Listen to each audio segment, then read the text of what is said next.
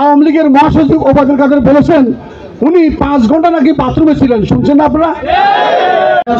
দর্শক, বহু গণতন্ত্রের প্রবক্তা এবং স্বাধীনতার ঘোষক শহীদ প্রেসিডেন্ট জিয়াউর রহমানের 44তম শাহাদাত বার্ষিকী উপলক্ষে নোয়াখালী কোম্পানীগঞ্জ উপজেলায় নোয়াখালী 5 আসনের সম্ভাব্য বিএনপির পদপ্রার্থী তিনি কিন্তু তার আয়োজনে আজকে সেই শাহাদাত বার্ষিকীতে দোয়া মাহফিল ও আলোচনা সভার আয়োজন করেছেন। আমরা যেমনটি দেখেছি এখানে হাজার হাজার নেতাকর্মী এখানে উপস্থিত হয়েছেন। উনি এখন এই মুহূর্তে এই নেতাকর্মীদের উদ্দেশ্যে এবং এই দোয়া মাহফিল শেষে নেতাকর্মীদের উদ্দেশ্যে বক্তব্য রাখবেন। আমরা সরাসরি আপনাদেরকে ফখরুল ইসলামের বক্তব্য শোনাতে চাই। দর্শক, এই মুহূর্তে দেখছেন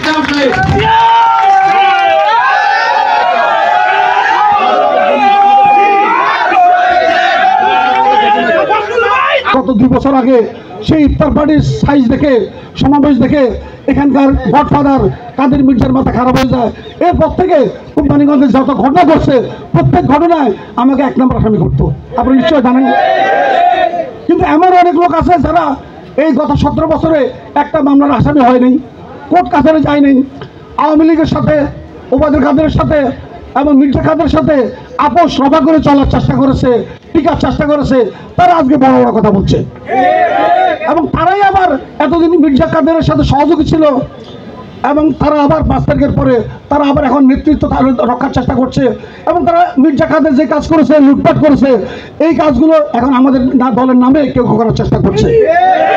গত 5 তারিখের পরে গত 9 মাসে আমাদের দলের নামে যারা দল বিক্রি করার চেষ্টা করছে, দলের বদনাম করার চেষ্টা করছে, আমরা স্পষ্ট আপনাদের বলতে চাই যে আমাদের দলে এখন 2টা পক্ষ, 2টা শ্রেণী। একটা লুটপাট করা শ্রেণী যারা পদ রক্ষা করতে চায়, পদ আবার কিনে নিতে চায়, কারণ তাদের বাণিজ্য, তাদের ব্যবসা, এই পদ না হলে তারা চলার কায়দা নেই। এই জন্য এই 9 মাসে যা কামিয়েছে, লুটপাট করেছে, এই টাকা দিয়ে ভবিষ্যতের জন্য পদ আবার কিনে নিতে চায়। আমরা কি দলকে যদি যে দল শহীদ জিয়া রেখে গেছেন, যে দল বেগম খালেদা জিয়া এবং জনাব তারেক রহমান নেতৃত্ব দিচ্ছে, সে দলকে জনসম্মুখে আরেকবার আওয়ামী লীগের মতো বিপদে যদি ফেলতে না চাই, তাহলে আমরা কি চাই এখানে আবার আমাদের দলের নামে লুটেরা শ্রেণী নেতৃত্ব আসুক? আমরা কি চাই? যদি না চাই তাহলে মাত্র 2 দিন আগে আওয়ামী লীগের মহাসচিব ওবায়দুল কাদের বলেছেন উনি 5 ঘন্টা নাকি বাথরুমে ছিলেন। শুনছেন না আপনারা? দলের মহাসচিব তার দলের প্রধান শেখ হাসিনাকে ইন্ডিয়া হেলিকপ্টার দিয়ে, প্লেন দিয়ে তাকে এখান থেকে নিয়ে গেছে, আর ওবায়দুল কাদের 5 ঘন্টা নাকি বাথরুমে ছিল। এবং বাকিগুলো দেখছেন 5 ঘন্টা যখন এখানে পালিয়েছিল বাথরুমে। আপনারা যারা আজকে বিএনপি নামে রাজনীতি করছেন, আগামী দিনে যদি আবার সেই বাথরুমে গিয়ে পালাতে না হয়, তাহলে আপনারা দয়া করে সন্ত্রাস, চাঁদাবাজি, জমি দখল, টেন্ডারবাজি এবং বালু খেকো এগুলো বন্ধ করুন। বন্ধ না করলে আমরা যারা দলের জন্য ত্যাগী নেতা কর্মী আছেন, যারা দল থেকে কিছু পেতে চায় না, শুধু দিতে চায়, তাদেরকে নিয়ে আমরা সেই সন্ত্রাসীদেরকে প্রতিহত করবো ইনশাআল্লাহ। এর আগে বলেছে এতদিন পর্যন্ত এখানে যে আহ্বায়ক কমিটি ছিল, যে কমিটির আমার সামনে বেশ কয়েকজন আছেন, যে সেই কমিটির সদস্য আমার সামনে ডান থেকে বাঁয়ে এবং উপস্থিত অনেকে আছেন সেই উপজেলা কমিটির সদস্য, যে কমিটি গত 3 দিন আগে 26 তারিখে ভেঙে দেওয়া হয়। সেই কমিটির 3.5 বছরে ওনারা একটা ইউনিয়ন, একটা ওয়ার্ড কমিটি করতে পারে না, ঠিক কিনা? সেই ব্যর্থ কমিটি যারা শুধুমাত্র পদ দিয়ে তার বাণিজ্য করেছে, তার আরেকবার যাতে এখানে আসতে না পারে সেটার জন্য আমাদের সজাগ থাকতে হবে কিনা। এবং তারা 3.5 বছরে, আমি সাক্ষী এবং আমার পাশে যারা সদস্য প্রত্যেকে সাক্ষী, 3.5 বছরে একটা আহ্বায়ক কমিটির, পূর্ণাঙ্গ কমিটির কোনো মিটিং করতে পারে নাই। তারা একটা ওয়ার্ড কমিটি করতে পারে নাই, তারা ইউনিট কমিটি করতে পারে নাই। তাদের অনুগত 2 জনে ভাগ করে নিছে, একজনের প্রত্যেকটা ইউনিয়নে একজন সভাপতি, একজন সেক্রেটারি, 2 সদস্যের কমিটি করছে। ওই 2 সদস্য কিন্তু 9 মাসে যা লুটপাট করেছে এবং বাংলাদেশে বিএনপিকে যেভাবে ন্যাক্কারজনকভাবে মানুষের কাছে উত্থাপিত করেছে, তাদের প্রতি আমরা ঘৃণা প্রকাশ করি। আমরা একথা স্পষ্ট বলতে চাই, যারা এতদিন পর্যন্ত লুটপাটে জড়িত ছিল দলের পরিচয় দিয়ে, তাদেরকে আপনার কোনোভাবে তারা এখন আর কোনো পদে নেই। সেই ঘৃণিত লুটেরা শ্রেণীকে আপনারা এখন থেকে প্রতিহত করবেন তাদেরকে কোনো ছাড় দিবেন না, তাদের দিবেন না। আমরা করি দল, এ দলের শক্তি হচ্ছে তৃণমূল, এখানে তৃণমূল সকলেই আছে।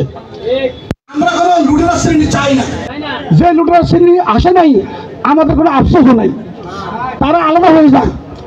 এক পক্ষে একদিকে যাবে লুটেরা শ্রেণী, একদিকে যাবে থাকবে দলের তৃণমূল শক্তি, তৃণমূল নেতা কর্মী, যারা দলকে মানুষের সামনে উপস্থাপন করবে অত্যন্ত স্পষ্টভাবে, স্বচ্ছভাবে, শহীদ জিয়া দলকে জনপ্রিয় করবে, ভোটের মাঠে তাদের মানুষকে নিয়ে যাবে, মানুষকে আকৃষ্ট করবে, এমন নেতৃত্ব আমরা চাই, যাদেরকে দেখে মানুষ বলবে যে আপনার ক্ষমতা আসার আগে এই অবস্থা, ক্ষমতা আসলে কি করবেন, এমন কোনো নেতৃত্ব আমরা চাই না। যে কোনো মূল্যে সেই লুটেরা শ্রেণীকে আমরা প্রতিহত করবো ইনশাআল্লাহ। আমরা আজকে পরিশেষে আমরা কথা বলতে চাই যে এখানে আওয়ামী লীগ যা যা করেছে, আমরা কোনোভাবেই বিএনপির বদনাম করে লুটেরা শ্রেণীকে আমরা সামনে আসতে দেবো না ইনশাআল্লাহ। এটার জন্য আমরা একবার যেমন 5 আগস্ট শেখ হাসিনার সময় শেখ হাসিনার 17 বছর মামলা হামলাকে এবং জীবনের ঝুঁকি নিয়ে আমরা বুক চেপিয়ে সামনে এগিয়ে গেছি, ঠিক তেমনি আমরা শেখ হাসিনার চাইতে বড় স্বৈরাচার হওয়ার তারা সুযোগ নেই। যেহেতু শেখ হাসিনার পাশে ইন্ডিয়া ছিল, শেখ হাসিনার বিরাট বাহিনী ছিল, কিন্তু যারা আমাদের দলের লুটার শ্রেণী তারা অল্প সংখ্যক গুটি কয়েকজন মাত্র। সেখানে যদি আওয়ামী লীগের শেখ হাসিনার বিরুদ্ধে আপনারা প্রতিবাদ করতে পারেন, মিছিল করতে পারেন, জেল জুলুম ভোগ করতে পারেন এবং বুক চেতিয়ে দিতে পারেন, তাহলে আজকে এই গুটি কয়েকের সামনে কেন পারবেন না?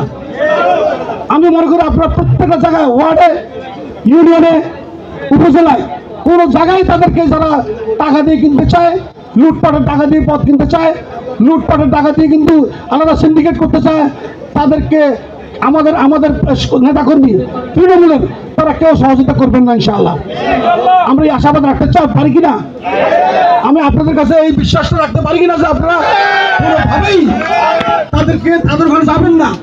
আমাদের এখানে এমন কিছু দুর্বল ইমানদার যদি থেকে থাকে, কতক্ষণ এখানে কতক্ষণ ওখানে, এমন লোকদেরও দরকার নাই। যারা ত্যাগ স্বীকার করে দলের জন্য জীবন দিতে প্রস্তুত আছে, এমন কর্মী বাহিনী থাকলে সে দলের লুটেরা শ্রেণী কোনো অবস্থায় যত শক্তিশালী হোক না কেন তারা আসতে পারবে না। বাংলাদেশে জনাব হাজারের চাইতে আর শামীম ওসমানের চাইতে বড় সন্ত্রাসী দেশে নাই, তারাও এই দেশ থেকে পালাতে হয়েছে। মির্জা ফাজুরি সহ, একরাম চৌধুরী সহ এদেশের সব সারা সন্ত্রাসীরা দেশ থেকে পালাতে হয়েছে। ঠিক তেমনি এখন যারা নিজেদেরকে বিরাট শক্তিশালী মনে করে, আপনি অপেক্ষা করেন, খুব অচিরে তারা ওই ওবায়দুল কাদেরদের মতো, মির্জা কাদেরদের মতো বাথরুমে পালিয়ে জীবন রক্ষা করার চেষ্টা করবে।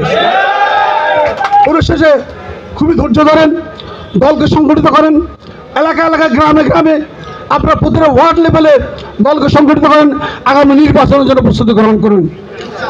আমি আশা করছি নির্বাচন খুবই অত্যাসন্ন এবং হয়তোবা আগামী রোজার আগেই নির্বাচন হয়ে যেতে পারে। এই নির্বাচনে যদি এত বড় দলকে যদি আমরা, জনপ্রিয় দলকে যদি আমরা জনগণের সামনে নিতে না পারি, তাহলে আমাদের যে ব্যর্থতা নাকি?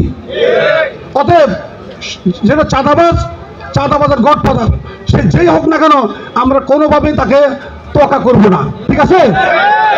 এতদিন পর্যন্ত আপনারা শুনে আসছেন এখানে নাকি কেউ অভিভাবক, আজকে শুনতেছেন সে ভুয়ো অভিভাবক নাকি? ভুয়ো না? আপনার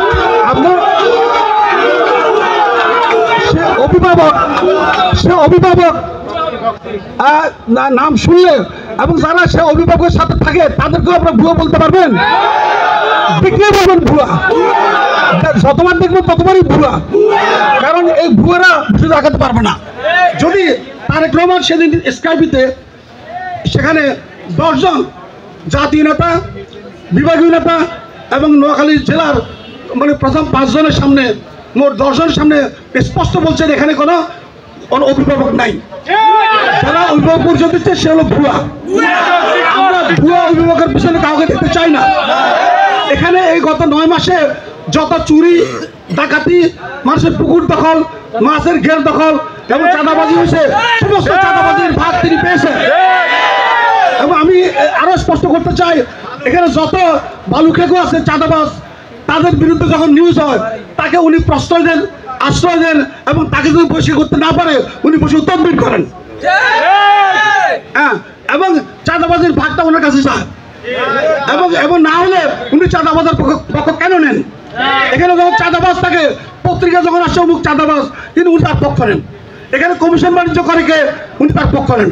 আমি বলবো যারা দলের নেতৃত্বে আসতে চান তারা টেন্ডার বাণিজ্য করবেন না, যারা নেতৃত্বে আসতে চান তারা সালিশ বাণিজ্য করবেন না, যারা নেতৃত্বে আসতে চান তারা কোনো কন্ট্রাক্টারি করবেন না, এবং কোনো তো অনিয়মের সাথে যারা জড়িত হবেন এমন লোকরা এখানে সামনে আসবেন না।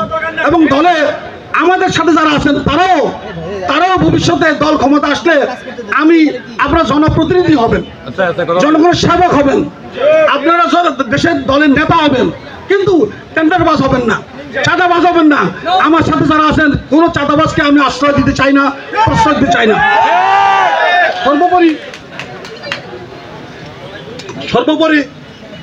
সর্বোপরি আমি শেষ করতে চাই বলে যে আজকে আমরা কি করব, যদি দল ক্ষমতা আসে, যদি আপনারা আমাকে সমর্থন দেন, আমি কি করব?